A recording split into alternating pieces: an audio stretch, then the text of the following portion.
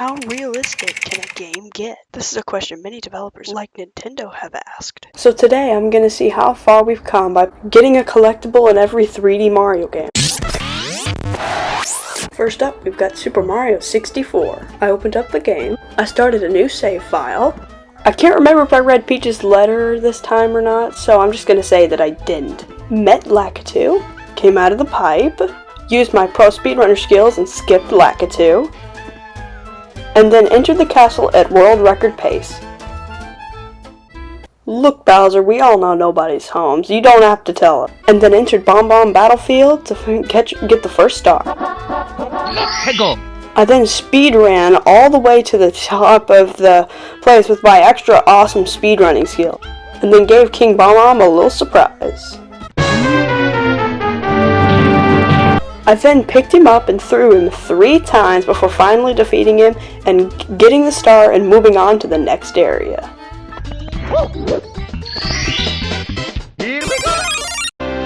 Super Mario Sunshine! I started up a new save file, arrived at Isle Delfino in a plane, almost crashed into a pile of goop, made a new friend, made a new not friend, and then all I needed to do was hydrate my not friend 3 times, and then it would give me the shine I needed to upgrade to the next game.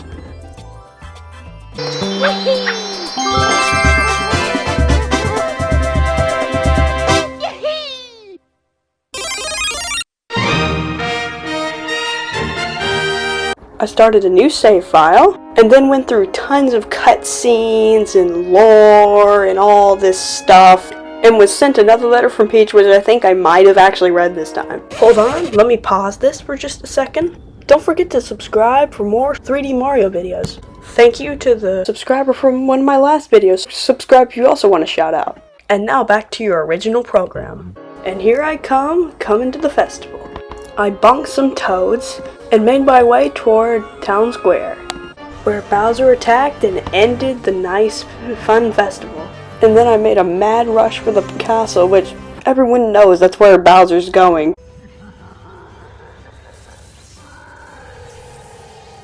So Bowser can use Force Lightning now? But I got there just in time to see Bowser run off with the castle, making it fly up into space. And once we're inside the stratosphere, Kamek decides to knock me into oblivion. I then woke up in a strange place in the middle of space. I then ended up chasing rabbits for information. And after I caught every single one of them, they finally told me where I was and why I was here. So pretty, isn't it? I then used my immense speedrun skills again and got to see Rosalina for the first time in all the 3D Mario games. I then gained the power of Luma to spin and hit things and do stuff. I then broke the ice right here and was able to go onto the star and move on to the first part of the intro level. I then set about collecting the 5 different parts of the star and then was able to jump into that and go flying to the next area. I then saved 2 Luma and then was able to go inside of a pipe to enter the inside of the thing so that I was able to turn all the switches off and then gain the star.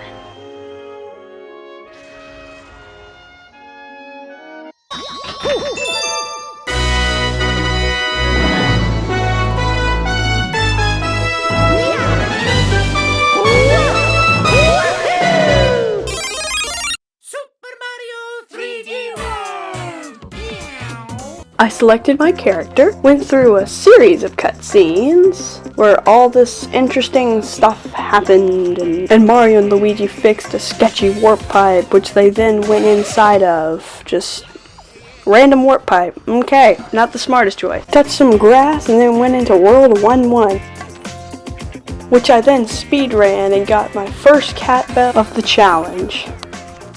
Hey, do you mind? I then used my insane speedrunner skills to slap the like button. Yeah, you know what to do. I then collected the star we needed to upgrade to the next game. Super Mario Odyssey! I started up a new save file, got punched right smack in the face, scared Cappy out of his socks, chased him with some amazing speedrun tricks, fixed a broken bridge, which I then decided to clip inside of and back out of so I could fall into oblivion and die.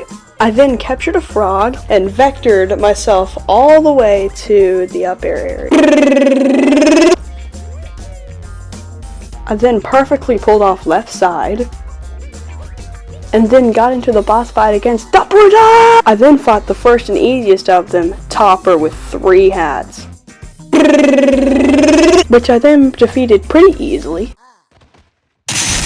I then rode all the way to the Cascade Kingdom, getting electrically powered throughout the entire ride until I finally smacked my face into grass. I then skipped this checkpoint, used my insane speedrun skills, broke the rocks open, and got the moon I need to upgrade.